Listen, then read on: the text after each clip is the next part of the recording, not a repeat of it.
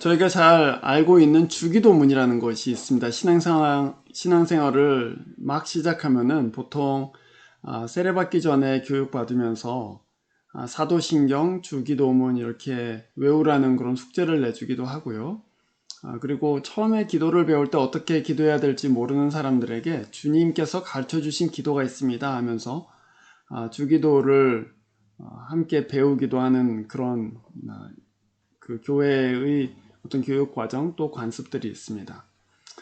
그런데 사실 이 주기도문을 어떻게 사용해야 할 것인가, 거기에 대해서 아주 계략적으로 또 중요한 점들을 한 번씩 우리가 다시금 점검하고 생각해 볼 필요가 있는데요. 오늘은 이 문제를 가지고 오늘은 파트 1으로 그 절반 정도 한번 얘기를 해보고, 그 다음에 다음 주일에 파트 2로 해서 2주에 걸쳐서 이 주기도를 어떻게 우리 신앙생활에 사용할 건지에 대해서, 또 어떻게 유익을 누릴 수 있을지에 대해서 알아보도록 하겠습니다. 기도라는 게 너무 중요하기 때문에 기도에 관한 질문들이 많이 나오는 것이죠. 영적인 삶이 무엇이냐, 믿음 생활이 무엇이냐 라고 얘기할 때 그것은 아주 간단하게 대답하면 하나님을 알아가는 것이다 이렇게 말씀드릴 수 있습니다. 그렇죠. 우리가 보이는 것은 그냥 공부하고 또는 알아보고 찾아가고 하면 되지만, 보이지 않는 하나님을 믿는 것, 그리고 신앙생활 한다는 것은 보이지 않는 그 세계 가장 중심에 계시는 삼위일체 하나님을 알아가는 것이다 이렇게 말씀드릴 수가 있습니다. 한 번도 알지 못했던 하나님, 그 음성을 듣거나 또 그분이 누구신지를 알지 못했던 하나님을 성경을 통해서, 교회를 통해서, 그리고 예수 그리스도와 성령을 통해서 더 깊이 알게 되고 더 친밀하게 알게 되는 것, 그것을 우리가 영적인 삶의 총체다 이렇게 말씀드릴 수 있습니다. 신약 성경과 구약 성경에 이렇게 각각 한 구절씩을 제가 지금 보여드리고 있는데요. 요한복음 17장 3절, 예수님께서 기도하신 내용 가운데 나오는 말씀이죠. 영생은 곧 유일하신 참 하나님과 그의 보내신 자 예수 그리스도를 아는 것입니다. 이렇게 주님께서 기도하셨습니다. 여기서 중요한 말은 영생은 곧 유일하신 참 하나님과 그가 보내신 예수 그리스도를 아는 것이다. 영생은 곧 하나님과 그리스도를 아는 것입니다. 이렇게 주님이 말씀하셨습니다.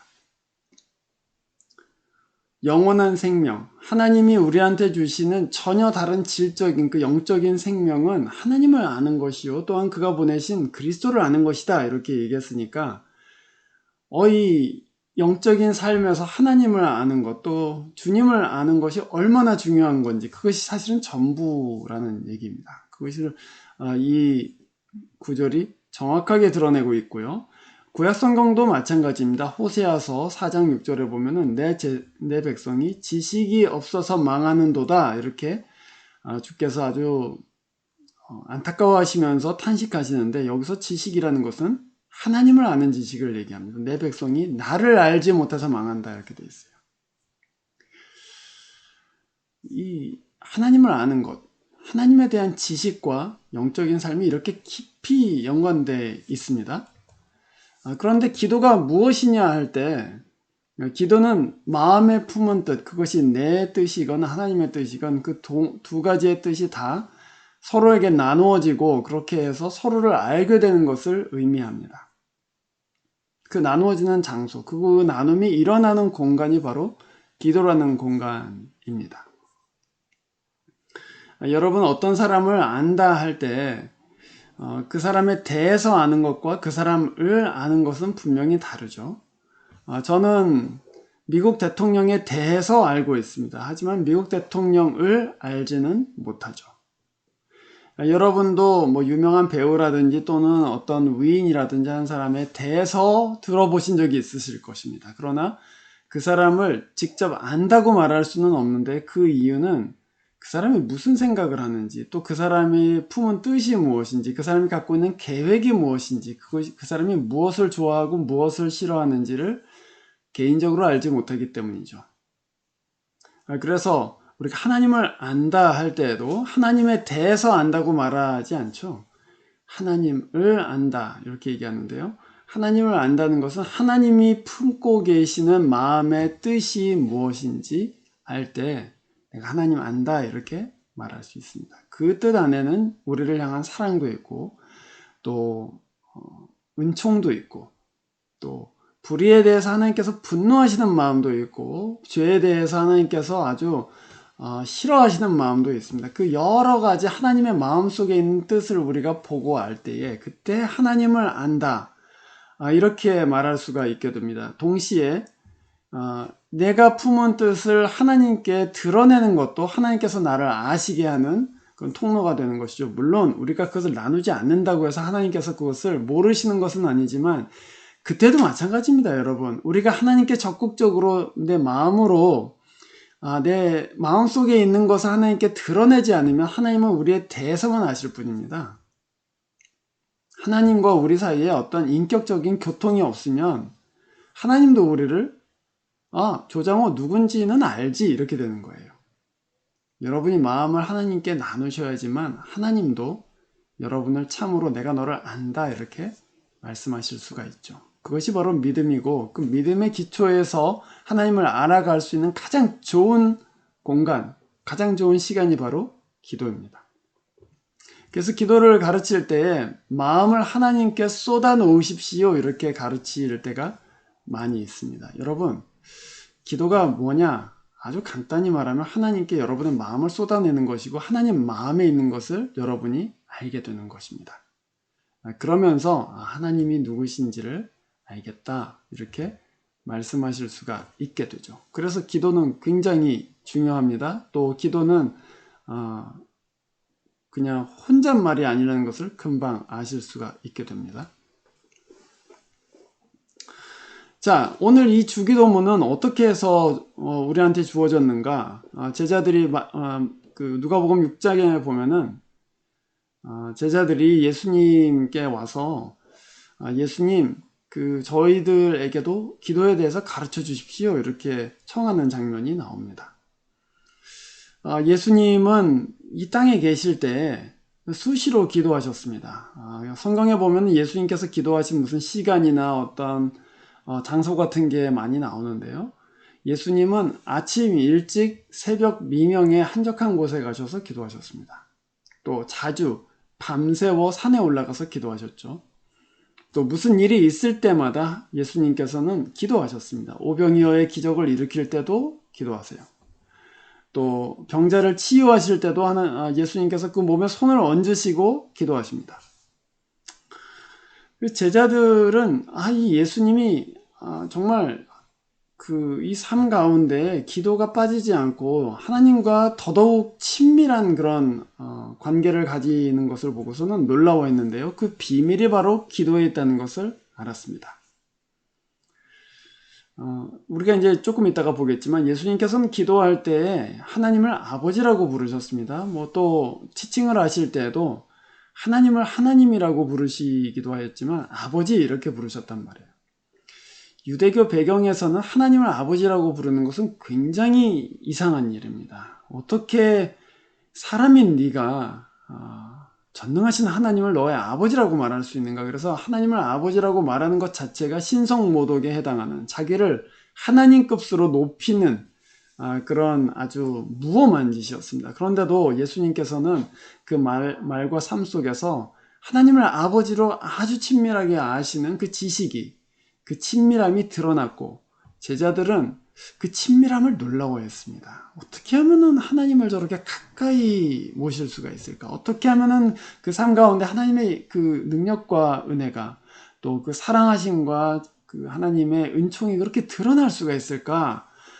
그러다가 이 제자들이 예수님께서는 항상 기도하시는 분이신데 그걸 통해서 그 일이 나타난다는 것을 알게 된 것이죠. 그래서 주님께 기도를 가르쳐 달라고 하자 주님께서 가르쳐 주신 것이 바로 주기도입니다. 주님의 기도이죠. 자, 이제 주님께서 가르쳐 주신 기도를 한번 저희들이 읽어보겠습니다. 아까 제가 실수를 했네요. 누가복음 6장이라고 말씀드렸는데 누가복음 11장입니다. 자, 이 주기도문을 저와 함께 읽어보시겠습니다. 하늘에 계신 우리 아버지, 이름이 거룩히 여김을 받으시오며 나라가 임하옵시며 뜻이 하늘에서 이룬 것 같이 땅에서도 이루어지이다. 오늘 우리에게 일용할 양식을 주시옵고 우리가 우리에게 죄 지은 자를 사하여 준 것 같이 우리 죄를 사하여 주시옵고 우리를 시험에 들게 하지 마시옵고 다만 악에서 구하시옵소서. 나라와 권세와 영광이 아버지께 영원히 있사옵나이다. 아멘. 이것이 우리가 외우기도 하고 또한 흔히 말하는 주기도문입니다. 주님의 기도. 예수님께서 마음에 품고 계셨던 기도. 그것의 엑기스, 이것만 기도하신 것은 아니겠죠. 그러나 그 기도의 중심에 있는 것, 그 기도의 본질적으로 중요한 정수에 있는 것이 바로 이 주기도입니다. 그래서 그것을 가르쳐 주셨을 때는 너희들도 이 기도를 통해서 나와 같이 하나님 앞으로 나아가라 하는 주님의 마음이 거기에 있죠. 여러분, 성경이 있으시면은 마태복음 6장을 펼쳐 놓으시고 이 본문을 보시면서 저와 나머지 시간을 같이 나누어 봤으면 좋겠습니다. 기도에는 4가지 면이 있습니다. 이 기도를 볼 때 거기에 우리가 이 주기도문이 가르쳐주는 4가지의 기도의 아주 본질적인 면이 있는데 그것을 대상, 순서, 내용, 목적 이렇게 말할 수가 있습니다. 오늘은 첫 시간으로 우리가 첫 번째와 두 번째 기도의 대상과 기도의 순서에 대해서 알아보고 다음 주일에는 우리가 내용과 목적에 대해서 살펴보도록 하겠습니다.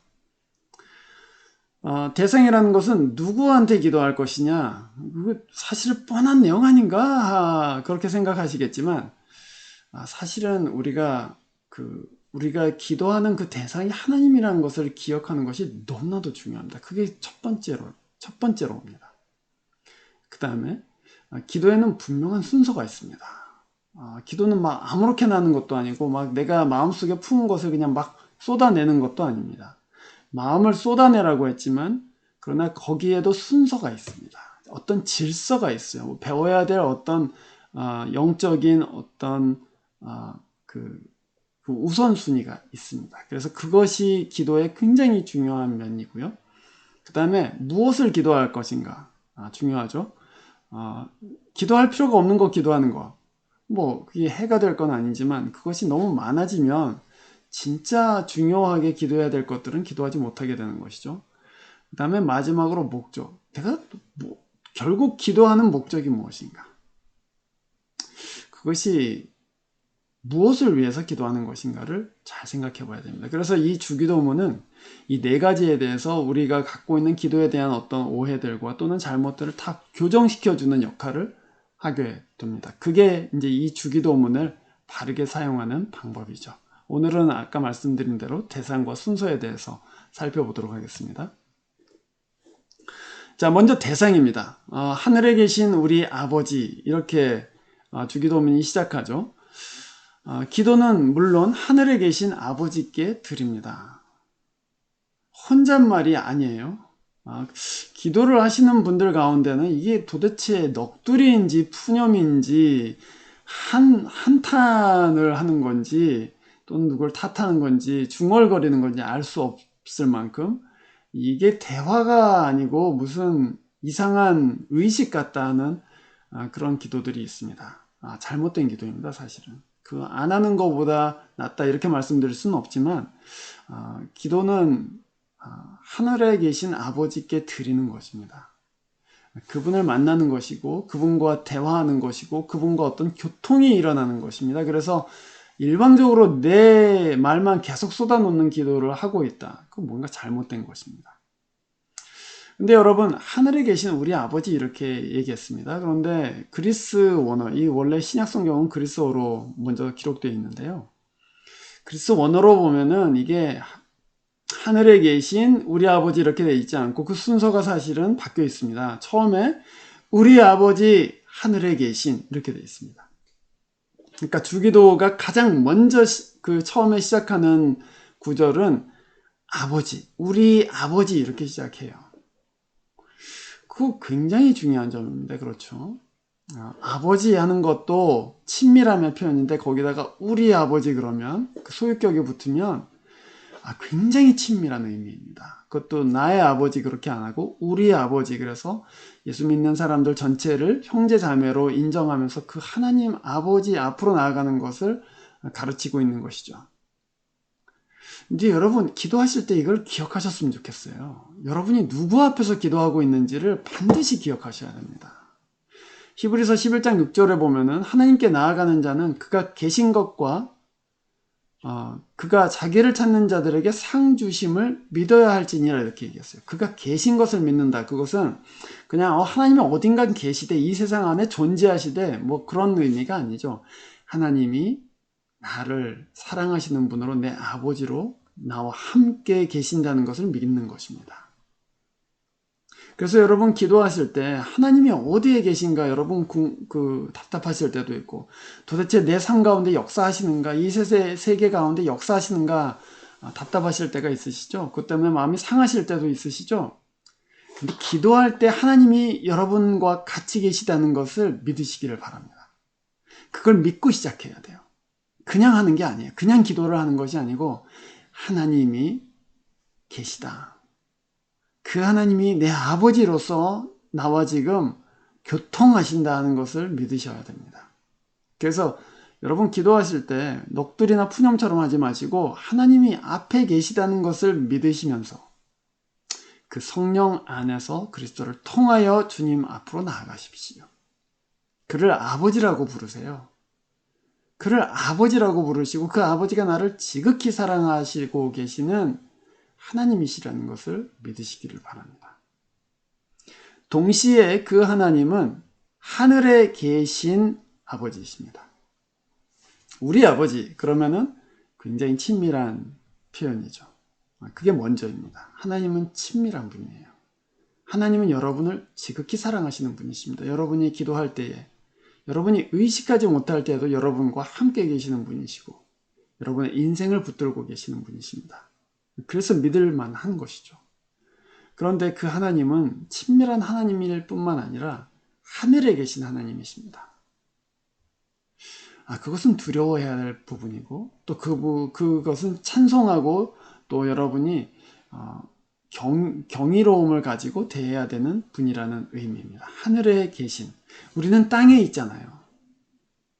우리는 땅 위에 무릎을 꿇고 하나님 앞에 기도하는데 하나님은 하늘에 계시면서 우리를 친밀한 아버지로 지켜보고 계신다. 그래서 거기에는 하늘에 계신 우리 아버지하고 주님이 누구신가, 우리가 기도하는 대상이 누구신가 기억할 때 그 굉장히 상반된 두 가지가 우리한테 동시에 존재합니다. 하나님은 내 아버지, 우리의 아버지, 친밀하신 하나님이시다라는 것과 또 하나는 하나님은 지극히 높이 계시는 거룩하신 하나님, 전능하신 하나님이시라는 두 가지의 굉장히 상반된 하나님에 대한 그림이 내게 오는 것이죠. 그걸 기억하세요. 하나님은 나를 지극히 사랑하시면서 동시에 지극히 높으시고 거룩하신 하나님이시다. 그 앞에서 조심하셔야 됩니다. 그 앞에서 아무 말이나 쏟아놓을 것이 아닙니다. 그 앞에서는 정말 사랑과 경외함, 두려움을 가지고 하나님 앞으로 나아가셔야 됩니다. 그래서 기도할 때 정신 바짝 차리고 기도하세요. 아침에 일어나고 그냥 이불 속에서 민기적 하다가 기도하는 거, 그거 하나님 앞에 바른 것 아닙니다. 세수 딱 하고, 그리고 하나님 앞에 정신을 차린 다음에 마음을 정죄하고 정신을 집중해서 하나님, 오늘 나와 같이 계시는 하나님, 오늘 이 자리에 계시는 주께 감사드립니다 하면서 기도를 그렇게 준비하고 시작하시는 것이 중요합니다. 그때 하나님은 더 친밀하신 분으로, 그때 하나님은 더 거룩하신 분으로 여러분과 함께 계실 수 있습니다.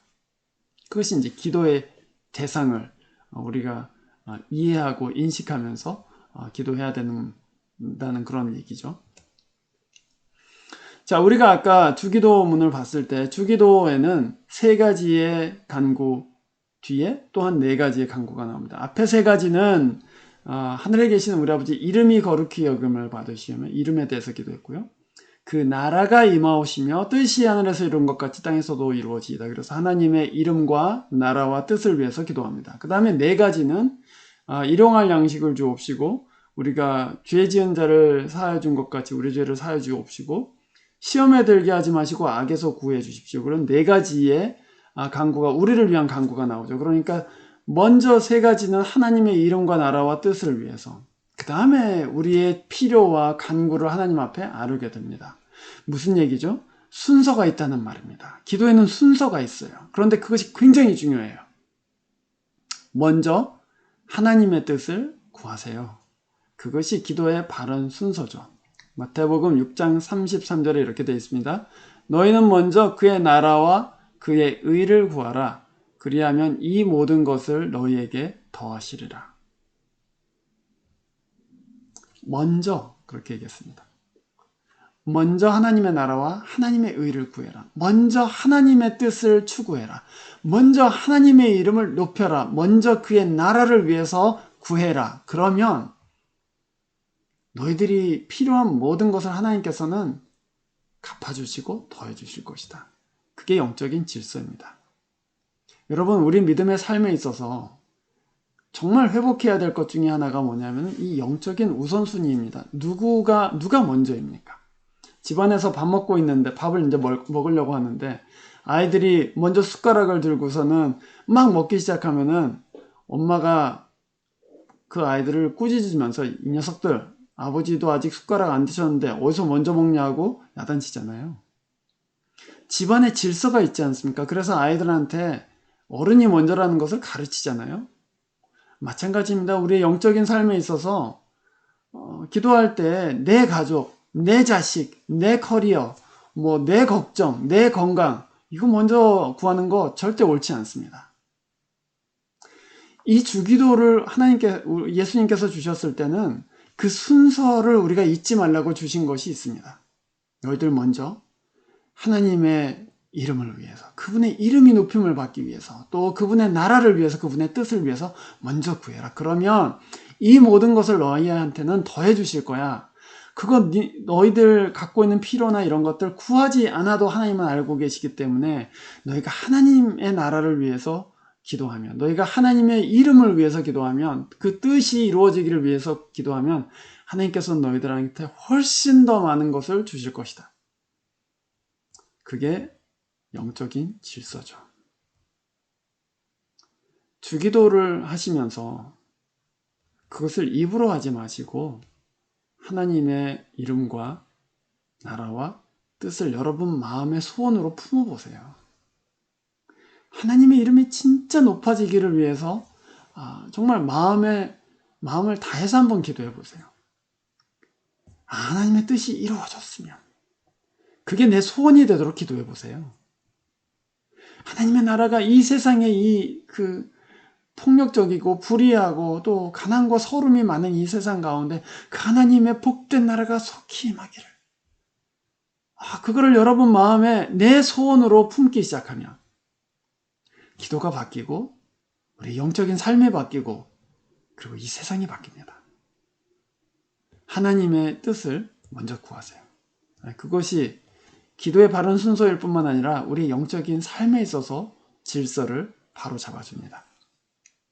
여러분, 오늘 기도의 네 가지 면 중에 두 가지를 살펴보았습니다. 하나는 우리가 기도하는 대상이 바로 우리를 사랑하시는 아버지이신 하나님이요 또한 전능하신 하늘에 계신 하나님이라는 것을 살펴보았고요. 두 번째로는 기도의 순서가 있다는 것을 말씀드렸습니다.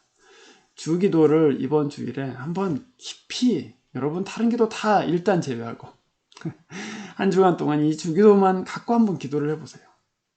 기도하실 때 주기도를 먼저 깊이 묵상하면서 한번 기도를 해보세요. 하나님, 주의 뜻이 무엇입니까?